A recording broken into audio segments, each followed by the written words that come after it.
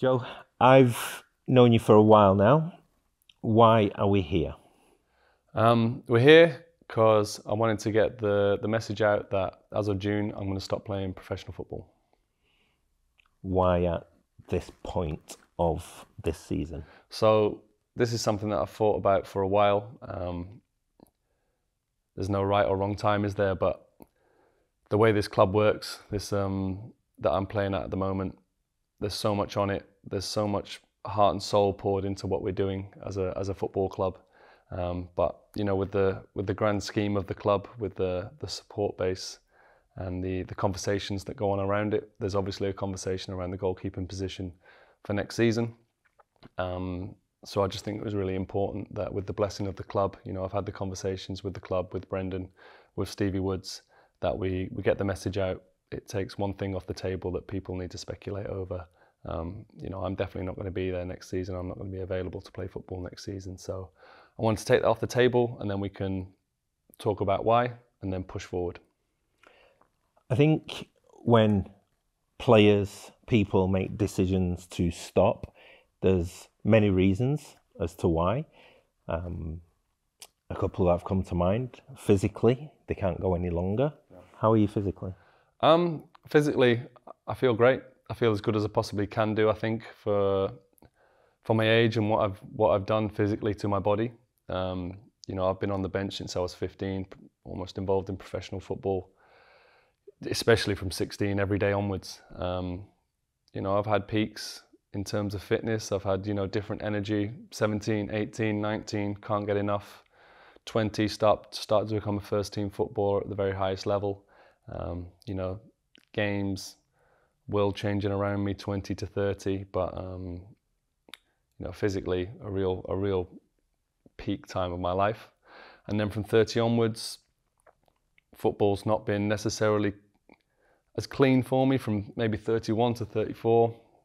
Mentally, where was I at? I don't know, because I didn't feel like I had a place anymore. But physically, I feel like my game's in a really good place at the moment. I feel like my body, you know, I've gone down every avenue I can to keep myself in the best possible shape and the best possible position to give my all come game day. And right now I'm at that.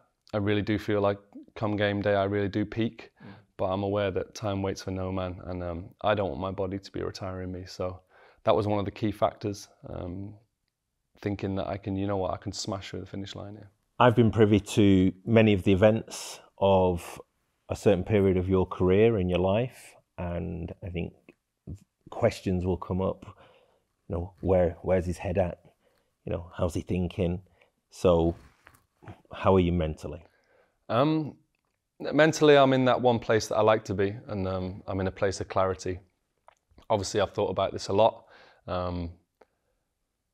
Loads of key factors that have come into it, and you know, maybe at some point, do I need to look for something elsewhere, or do I try and really push to stay on longer in what I'm doing?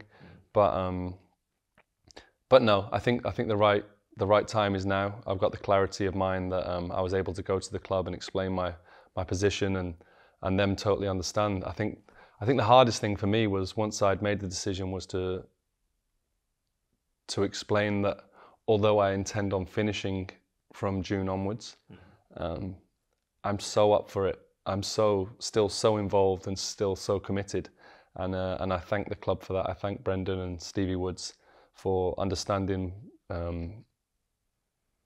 where my mind was at and understanding me as a person. So It'd been very easy to have the perception that you've checked out at this time, because you've made that decision. Yeah, and you know, to the people that know me, that really know me, they know that's not even a possibility. But you know, I was still cautious of that. So I appreciate the open-mindedness of the club, and hopefully the open-mindedness of the fans when they see this and understand that this is not someone who's checking out. This is someone who's just letting people know because they think it's important. So what's next after football?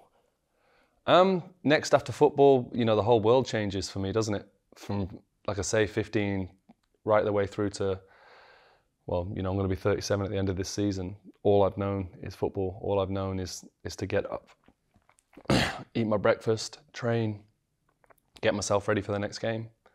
And, you know, that's obviously going to change, but... So is it hanging your gloves up or retiring, or is it a shift in perspective? Yeah, shift in perspective. There's no way I don't retire. I'm not retiring from working. I just won't be a goalkeeper anymore.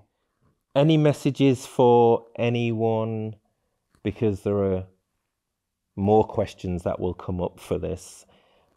There'll be different outlets, there'll be different groups of people who want to know a bit deeper as to what's going on in your head and what's next. My message is that I can't wait to have those conversations. Can't wait to get into it, the ifs, buts, the maybes, the whys, the hows, the ups, the downs, how I can pass on whatever I've experienced for people to hopefully learn from or improve on, or, you know, offer me some hindsight. But yeah, I think the key message is that those conversations are for after. It's the last time I'm going to be talking about this. All I want to do now is focus. I want to focus on the job in hand, representing this amazing club that I play for, and leaving my heart and soul out on the field.